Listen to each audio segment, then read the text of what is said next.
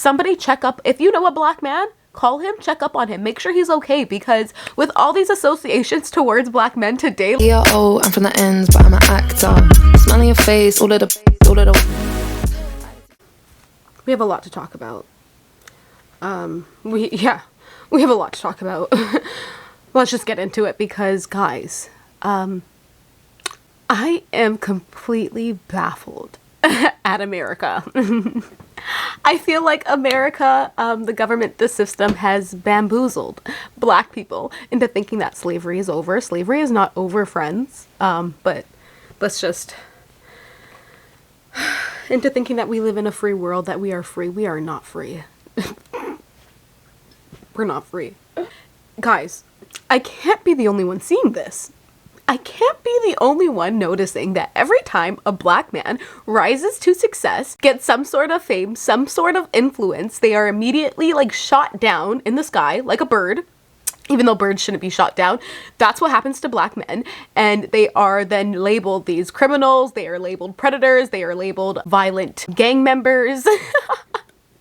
Am I the only one seeing this stuff? Because guys, like I feel personally attacked at this point. I mean, like, it's just, and I'm not saying that all black men are innocent. No, I'm not saying that there's no such thing as a black man who's a criminal. That's not what I'm saying. What I'm saying is there just seems to be a very suspicious, insidious, some might say, pattern going on with the treatment of black men in America. And I'm like, black men, are you guys okay? Like, are black men okay? Somebody check up on black men, because I don't know how I would be able to live in a world that constantly sees me, views me as a threat, as a criminal, as a how do I as a R-wordist?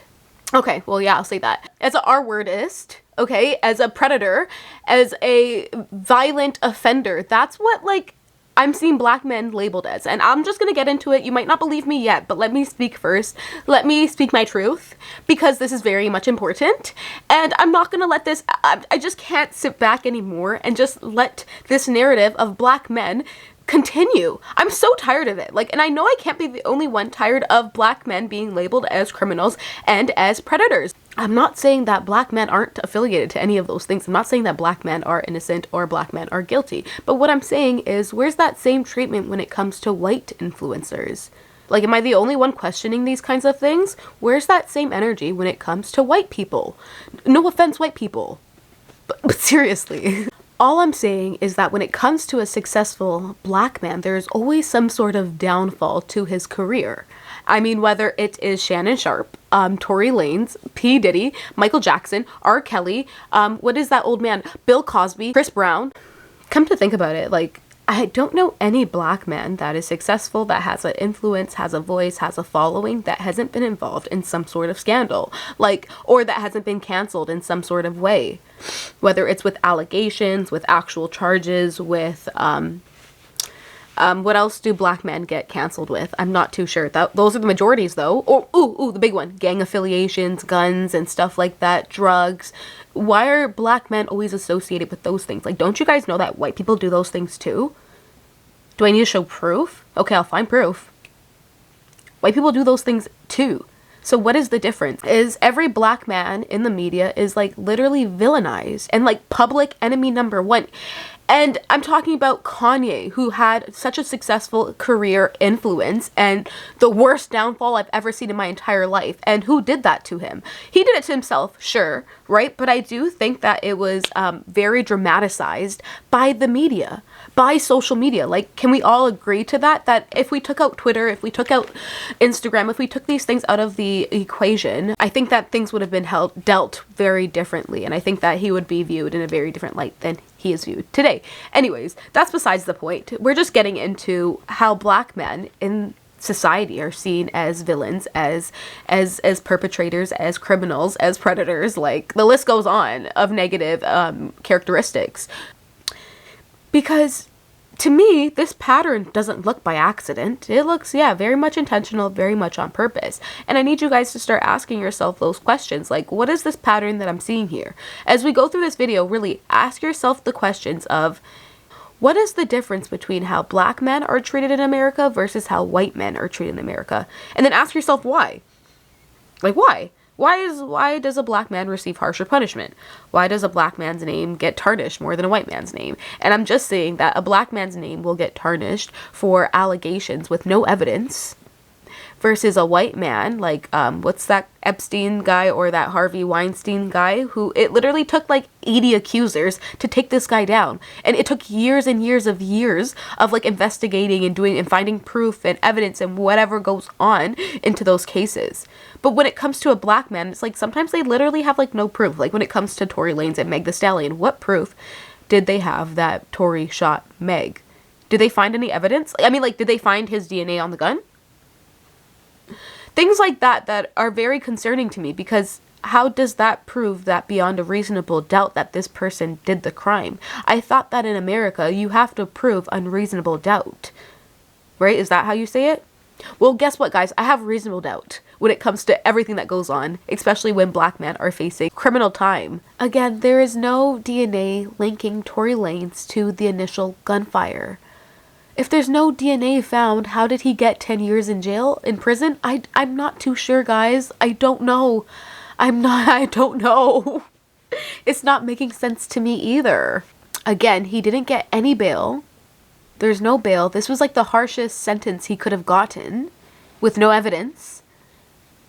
Okay, and basically social media makes a mockery out of him. Like, you can see how he's displayed on social media. It's embarrassing at this point. Also, Tory Lanez was stabbed 14 times in jail recently. 2 times in the back of the head. Can you imagine that? Can you imagine being innocent and you're in jail and these things are happening to you and there's no evidence to prove that you did the crime that you're in jail for? And I don't even like Tory Lanez. I don't even like his music. I'm not a Tory Lanez fan. And when this whole thing came out, I was initially on Meg's side. I was like, oh my gosh, this woman was shot, and like somebody needs to do something about this, because this is like domestic abuse, because I thought that they were dating. Anyways, now let's talk about Shannon Sharpe, because this is something that's been recently going on in the media too, where he was dating a 19-year-old and whatever, I don't know. Honestly, this whole story is kind of ridiculous at this point, because there are so many grown-ass white men, Leonardo DiCaprio, for one, who date 19-year-olds. What's that other guy's name in, what's that other bald guy's name? I forgot his name. I'm gonna find a picture of him. Fast and the Furious, that bald guy. Isn't his wife, like, didn't he meet her when she was 19? So now let's compare this to white men, celebrities, influencers, who had these same kind of allegations or associations and were either dealt with very lightly and gently or served, like, minimal time. Now let's just talk about it, okay? Let's talk about the white men that got away with these things, okay? This is important. Harvey Weinstein, for example, it took 80 witnesses, 80 people to come out and to say that this man did something to me.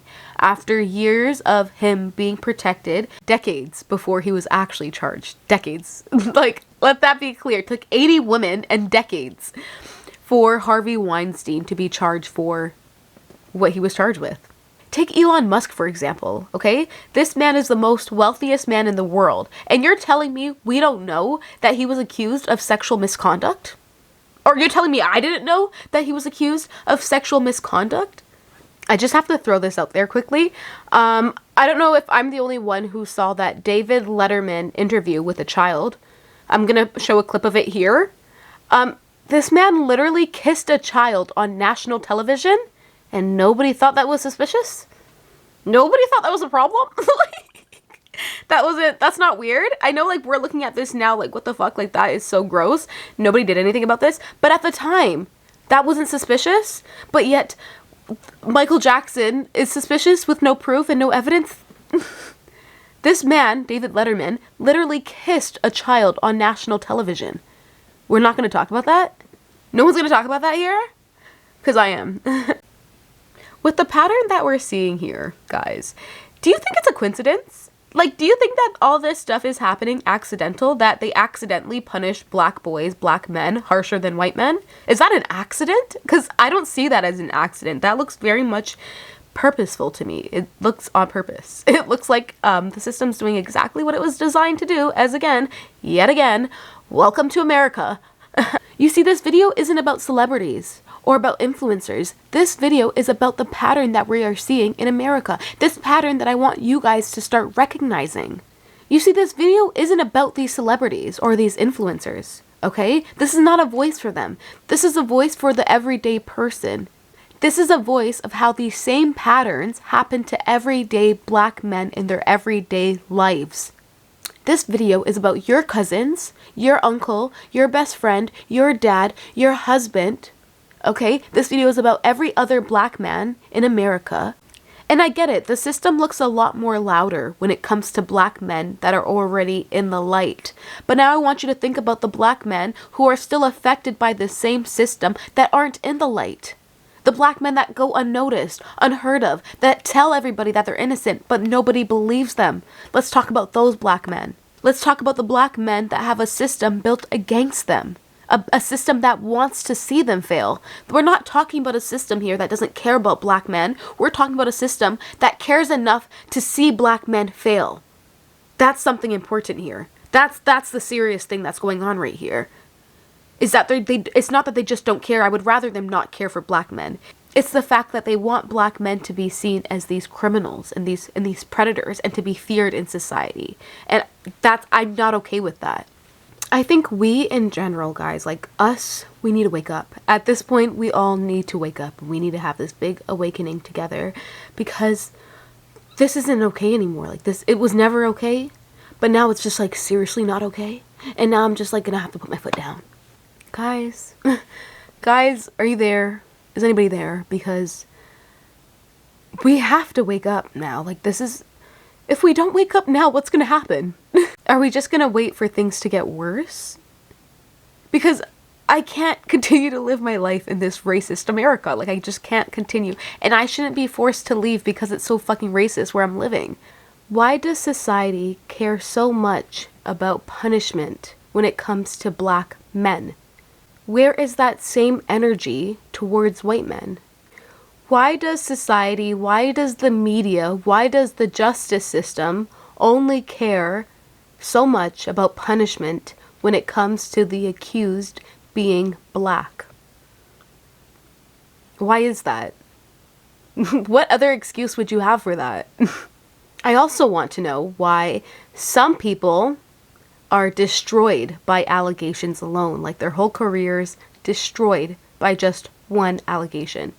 But when it comes to other people, they are protected by their race, by their power, and by their wealth. Why is that? Why do some people deserve grace and second chances, and some people deserve like the harshest punishment possible? Is it just based on their skin complexion, on their skin color? Is that what this is?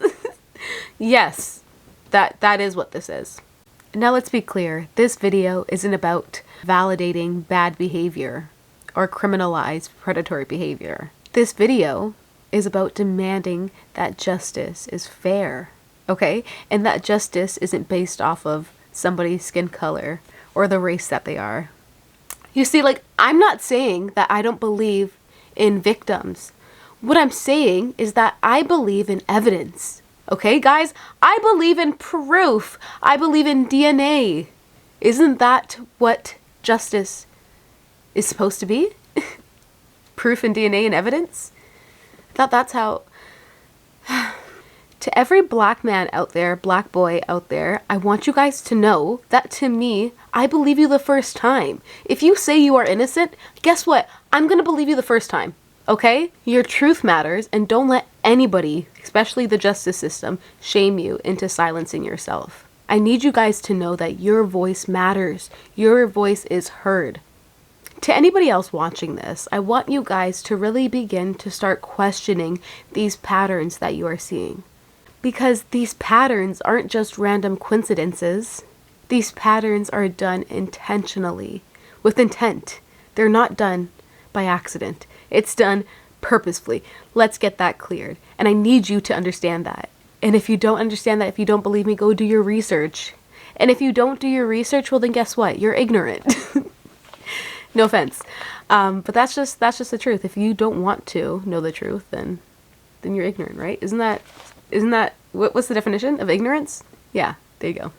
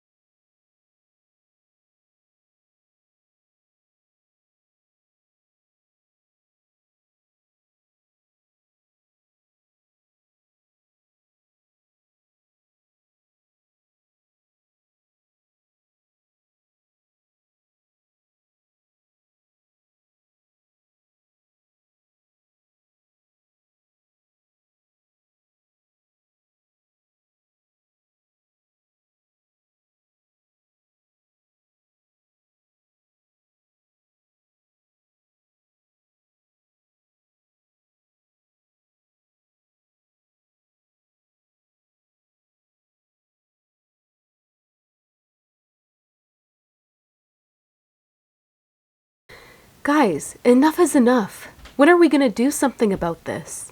When are we going to actually use our voices to stop this?